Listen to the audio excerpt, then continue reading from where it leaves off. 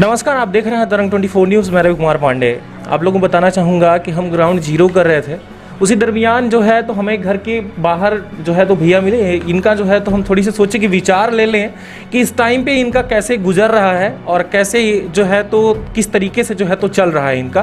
क्या नाम है भैया आपका? हमारा नाम प्रभाकर सिंह है। हमारा व्यवसाय है टेंट हाउस का जी। लेकिन सन 2019 में हम लोग काम किए थे। 2019 में बैठे हैं, जब सीजन आता है तो कोरोना आ जाता है।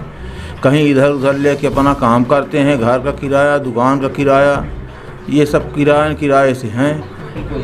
हम लोग पता नहीं कैसे चल रहे हैं, ऊपर वाले की दया से कि खाने के लिए भी लाले पड़े हैं।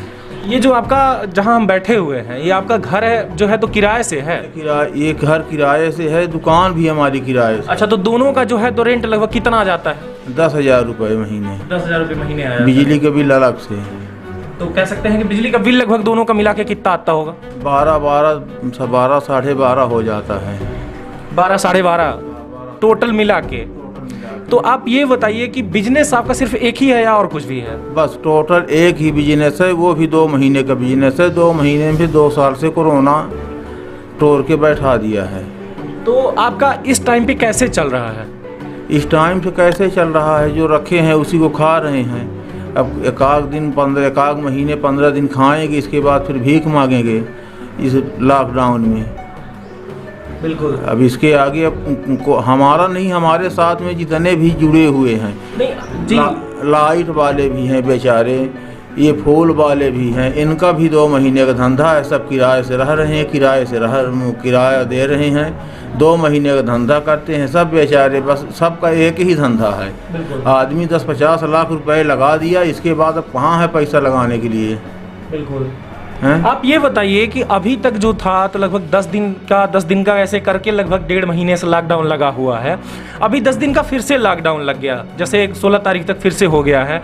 तो 10 दिन का अब बताइए कि जो गरीब है जनता, जहाँ डेली काम करता था और डेली खाता था, उसका किस तरीके से गुजरेगा? जब आपका बिजनेस करते थे आप इस तरीके से गुजर रहे हैं, तो उसका कैसे गुजरेगा? वो कोरोना के पहले मर जाएगा भूखों। मतलब रोग होने से पहले वो मर जाएगा? भूखे मर जाएगा, रोग तो बाद में आएगा। मतलब कह सकते हैं कि जो कहते हैं लोग कि ह्यूमैनिटी पावर, जब उसके अंदर पावर खाने तक की अगर नहीं रह जाएगी तो ऐसे ही मर जाएगा। हाँ, तो वो तो ऐसे ही मर जाएगा। उसको खाने के लिए नहीं, वो खुद ही मर जाएगा।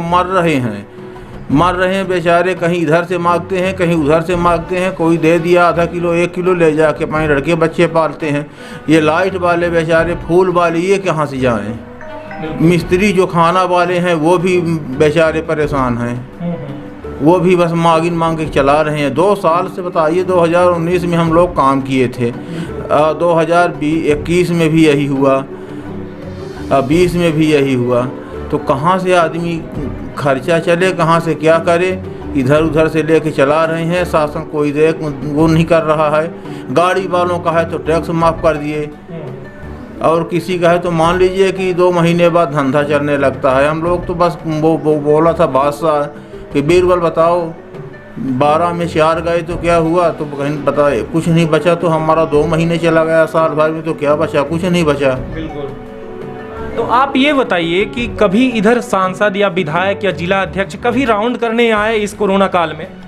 कभी नहीं आते हैं। ये कोरोना काल में नहीं, किसी भी जब वो होता है, चुनाव होता है, तब भर दोनों हाथ जोड़ के आते हैं कि बस।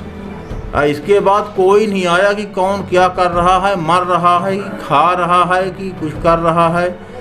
कोई इससे कोई मतलब नहीं किसको कोरोना हुआ है, किसको क्या हुआ है। कभी तो हम अपने मोहल्ले में नहीं, अपने क्षेत्र में देखे हैं कि कोई आया है।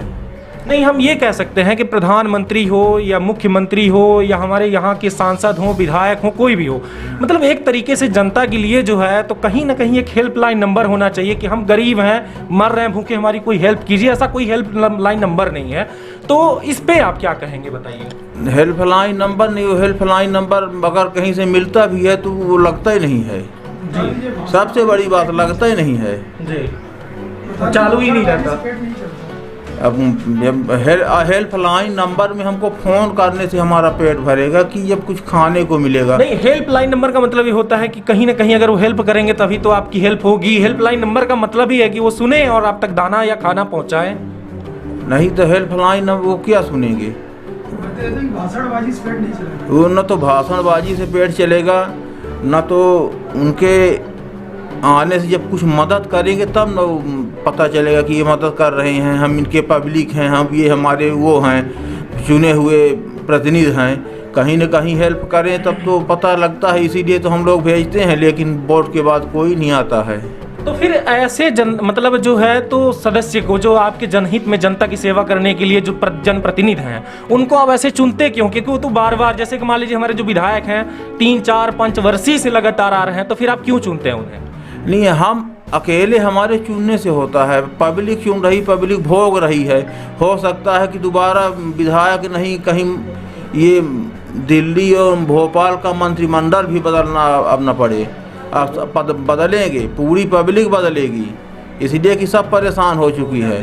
हम ठीक है, मान लीजिए कि ये मर्ज है, ये महामारी है, ये सब आता है, लेकिन सबसे बड़ी बात क्या है कि इनको देखना चाहिए भाई। अब हमारे यहाँ जो है तो हम विधायक के घर के पीछे रहते हैं जी, ठीक ना, विधायक के घर के पीछे रहते हैं। विधायक आज तक नहीं जानते हैं कि यहाँ कौन मर रहा है, कौन जी रहा है। आराम से बैठे हैं, जब उड़े तो भोपाल उड़ गए, कभी विधायक देखते नहीं हैं। यहीं पे केदारनाथ शुक्ला जी, पंडित शुक्ला जी का घर है जी। इसके पीछे हम लोग किराए से रह रहे हैं। बिल्कुल। आज 20 साल से रहे, कभी नहीं देख रहे हैं कि क्या करते हैं क्या नहीं करते हैं। मतलब फिर कि इधर झांकते नहीं है, वो झांकते नहीं, वो अपने घर से जब निकलते हैं तो अगल बगल नहीं झांकते हैं, पीछे झांकना तो अच्छा ये बताइए, क्या उनके घर में खिड़की है इस साइड की जहाँ से आपको देख सकें, या जनता को ऐसा कुछ कांच वांच खिड़की उड़की कुछ लगवाया उन्होंने? वो कांच, वो तो चारों तरफ कांचे कांच के उनका मकान बना है। अच्छा हाँ। तो शायद वो कांच की खिड़की से आपको देख लेते होंगे, इसलिए कभी इधर आते नहीं तो कांच की खिड़की से देख लेते हैं, हम लोगों का पेट भर जाता है देखने से। देखने से पेट भर जाता है। जी जी। अब सबसे बड़ी बात है कि शासन प्रशासन इतना मौन बैठा है, कहते हैं कि हम खाने के लिए भेज रहे हैं, पता नहीं किसको भेज रहा। हमारे मोहल्ले में पता करा जाए और देखा जाए तो यहाँ तो सारे सब मर रहे हैं भूखे, बिल्कुल सब मर रहे हैं। ये नहीं है कि किसी के पास हम ही मर रहे हैं। यहाँ एक से एक गरीब हैं, ठेला चलाने वाले हैं, रिक्शा चलाने वाले हैं, पल्लेदारी करने वाले हैं, सब यहीं पे हैं, सब भूखे मर रहे हैं। अच्छा, फाइनल बात आप ये बताइए कि आप शासन से क्या अपील करेंगे अभी? हम शासन से क्या अपील करेंगे? शासन से अपनी गुहार लगाएंगे, लेकिन सुनने वाला तो कोई है नहीं। बिल्कुल, कोई सुनने वाला नहीं है। ऐसा क्यों लगता है कि नहीं सुनी जाएगी आपकी बात? इसलिए यह नहीं सुनी जाएगी कि हम देखते हैं कि जो बेचारे जाते हैं तो हमारे यहाँ के विधायक भगा देते हैं, कहते हैं हमको वोट नहीं दिए हो, जाओ जिसको दिए हो उसको उससे मांगो। अब हम किसको कह दें कि हम किसको दिए हैं किसको नहीं दिए? जब हम लोग वोट नहीं दिए, विधायक हो गए हो, तो मतलब ये तो चाहे मशीन में तुम अपना हिसाब लगा लेते हो, चाहे पब्लिक वोट देती हो, इससे तो हमको बहुत वो नहीं है, ये कहाँ से जीत जाते हो। लेकिन इस समय जीते प्रतिनिधि हो तो आपको देखना चाहिए कि हमको यार, हमारी ये पब्लिक है, हमारी जनता है, दोबारा हो सकता है कि पुनः जाना पड़े इनके पास, लेकिन ये तो नहीं है कि दोबारा। सांसद को तो कभी हम देखे नहीं है कि सांसद गाड़ी भर में देखे हैं, एक बार दो बार, सांसद कभी हमारे यहाँ दिखाई नहीं दी अपने इस क्षेत्र में। ये जबकि मुख्यालय है, कभी भ्रमण नहीं करती, कभी भ्रमण नहीं, वो बंद शीशे में जाती हैं, बंद शीशे में आदमी गाड़ी चीनता है, थोड़ा झलक मिल गई शीशे से हो गया बस। अब देखने से थोड़ी काम चलेगा। जी जी। तो आप अपील क्या करेंगे, आप ये बताइए? हम अपील क्या करेंगे? अपील हमको ये है कि बाप देखिए, एक तो हम लोगों का किराया लगता है जी, धंधा 2 साल से बंद हो गया जी, 2 साल हो गए, 2 साल काम नहीं किए हैं जी जी। इसके बाद ये तो है किराया लगता है, आदमी भूखों मर रहा है, दूसरा धंधा है नहीं। शासन से हम मदद चाहेंगे, लेकिन शासन क्या मदद देगी? सबसे बड़ी बात ये है कि ये 25-25 लोगों की छूट दे दे तो हम लोग 25-25 लोग में 15-30 लगा के 1000-2000 रुपए कहीं न कहीं से लाएंगे, अपना पेट चलाएंगे। बिल्कुल। आप कैसे बैठे भैया? आपका नाम क्या है? सर, मेरा नाम मनसुखलाल गुप्ता है, गांव बढ़ौना है। हमने फुल्की के ठेला लगाते हैं, तो हमने किराया से अभी हैं। तो हमको अभी 3 महीने का किराया अभी बाकी है।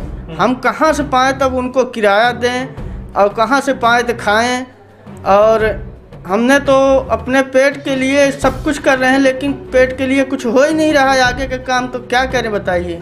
बिल्कुल। तो अभी आप कैसे गुजारा कर रहे हैं? अभी तो हमने वही जिस तरह जो पुराना 1000-2000 रखे थे वही खाए, अब वो भी चुक गया, तब कहाँ पाए तो खाएं, अब क्या करें, कहाँ जाएं। आप फुल्की का ठेला लगाते थे, पानी पूरी का। जी जी। तो अभी आपका जो है तो बजट भी खत्म हो चुका है। हमारा पूरा बजट खत्म हो चुका है, हमारे पास कुछ नहीं है अभी। आप ये बताइए कि किराए से रह रहे हैं या घर है आपका इधर? हमारा किराया से है, घर नहीं है हमारे। अच्छा, गांव कहाँ है आपका? गांव हमारा बढ़ौना है, ये कोल्हू डीह के मतलब 5 किलोमीटर आगे पड़ता है, गांव है वहाँ। अच्छा जी। तो भारी समस्या। तो आप क्या कहना चाहेंगे शासन को? शासन को हम यही कहना चाहते हैं कि अगर उनके इतना वो है तो हमारा कुछ हेल्प करे, या नहीं है तो कुछ अब मतलब देश के लिए कुछ सहायता करे। हमारे कहने का मतलब यही है, अगर नहीं करते तो हम लोग ऐसे मरेंगे तो फिर क्या होगा। वो शासन देखे, कुछ देखने नहीं आते हैं। बिल्कुल बिल्कुल। हम लोग साल में 2 बार किराया जिसका घर लिए हैं, दुकान लिए हैं, तो उनसे भाई हाथ जोड़ के आग्रह करते हैं कि हम लोग साल में 1 बार 2 बार में हम आपको किराया देंगे। अब 6-6, 7-7 महीने का किराया होगा, वो डंडा डाले हैं कि हमको किराया चाहिए। सबको बोले थे कि हम मई में किराया देंगे, बेचारे माने रहते हैं। किराएदारों का बिल्कुल, वो मकान मालिक का बिल्कुल नहीं वो है कि होगा इस साल भर में इनका धंधा होता है तो देते हैं, हम लोग इकट्ठा करके दे देते हैं। बिल्कुल। आप बताइए उनका किराया कहाँ से देंगे, बच्चों की फीस कहाँ देंगे। वह कोई देख ले, हम 2 साल से सरस्वती विद्यालय में बच्चों की फीस नहीं दिए, 3-3 बच्चे पढ़ रहे हैं जी। ये अब अगले साल हम ये बच्चों को बैठने देंगे? नहीं, बिल्कुल नहीं। जब फीस नहीं जमा करेंगे तो कैसे बैठने देंगे? ये किराएदार कल से कह देंगे कि भैया मई तक में वो बोले हो, मई में क्या करें हम, तुम्हारे पास समस्या आती है, हम समस्या की वो थोड़ी हैं, तुम किराएदार हो भैया, खाली करो, हमारा पैसा दो। आदमी बरसात में फीस के बाद कहाँ लेके भागेगा? कहाँ लेके भागेगा आदमी? हैं?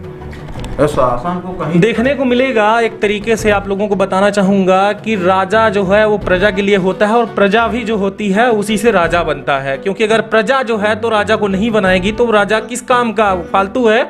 उसी तरीके से देखने को यहाँ ये चीज़ मिल रहा है कि जो जनता है, जिसे जनप्रतिनिधि बनाया है, उसने चुना है, उसके विश्वास पर जो है तो सीधे पानी फिर रहा है। आग की तरह भूख फैल रही है एक तरीके से। और दूसरी तरीके से हम आपको ये चीज़ बताना चाहेंगे कि लोग जो है तो भूख के मारे मर रहे हैं, और उनकी आवाज़ जो है तो कहीं सुनाई ही किसी को नहीं दे रही है।